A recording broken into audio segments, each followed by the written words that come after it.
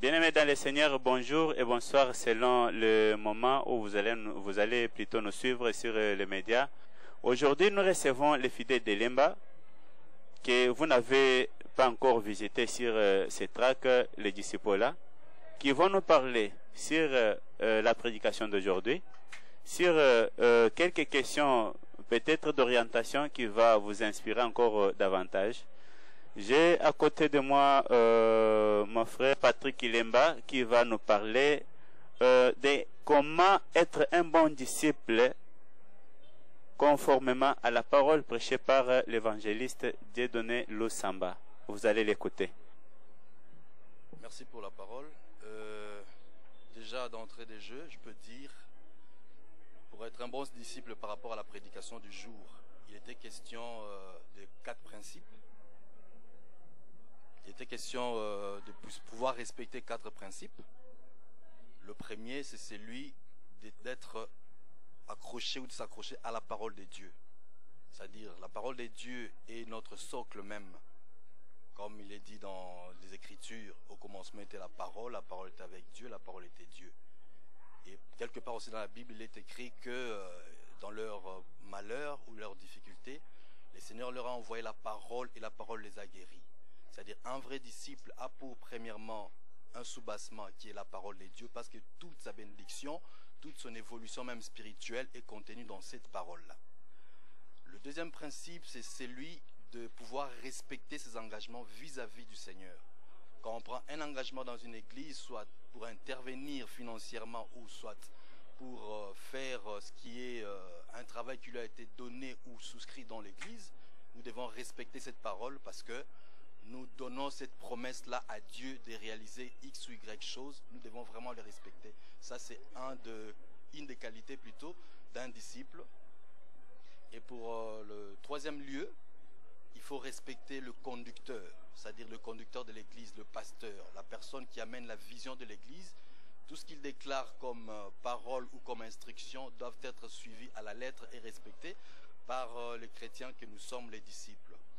Et en dernier lieu, c'est l'amour fraternel, la communion fraternelle. Un disciple doit avoir cet esprit de partage, de se soutenir entre frères dans le Seigneur.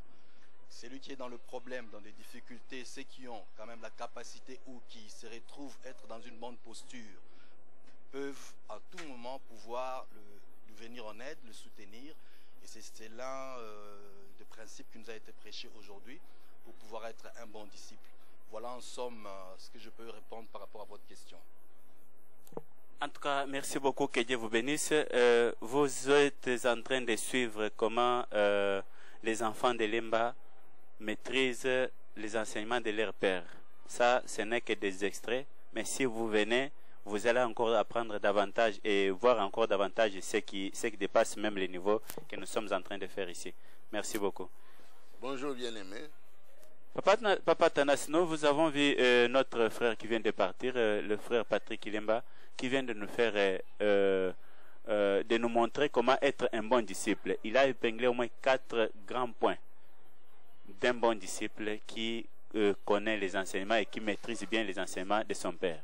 Alors, pouvez-nous faire un peu la synthèse de tout ce qui avait été dit, même en 2 ou 3 minutes, sur ce que le prédicateur a dit dans ces 4 grands points?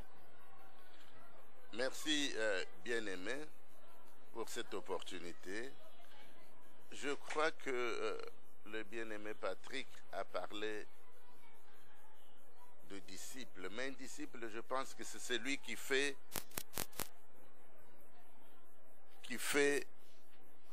ce que le maître lui montre.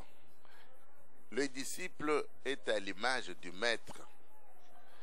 Et aujourd'hui, l'évangéliste Dieudonné nous a montré qu'il est important pour tout chrétien de chercher les bénédictions.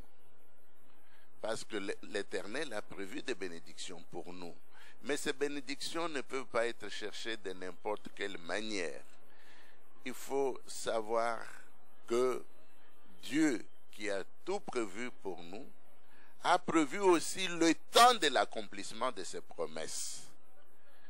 Alors, au lieu de courir à gauche et à droite pour chercher les bénédictions, passer d'une église à une autre à la recherche de bénédictions, surtout matérielles, ce qui est important, c'est s'attacher à Dieu, c'est avoir la crainte de l'Éternel dans tout ce que nous entreprenons. Les bénédictions, l'Éternel les a déjà prévues, et il y en a même dans cette église. Et là, moi-même, je suis un témoignage vivant de cette église Cité Bethel Lembe Échangeur. Mon épouse avait le cancer de sein. Et l'Éternel l'a guéri. L'Éternel avait demandé de prier pendant 3 mois et que la guérison allait se manifester. L'Éternel a guéri mon épouse de cancer. Mon épouse est allée en Afrique du Sud parce que l'Éternel avait dit qu'elle devrait aller en Afrique du Sud, dans un pays étranger, dans un grand hôpital, pour tester. Mon épouse est allée, on a testé et la guérison a été totale. Donc, dans cette église, Dieu est là, Dieu agit et Dieu bénit. Merci.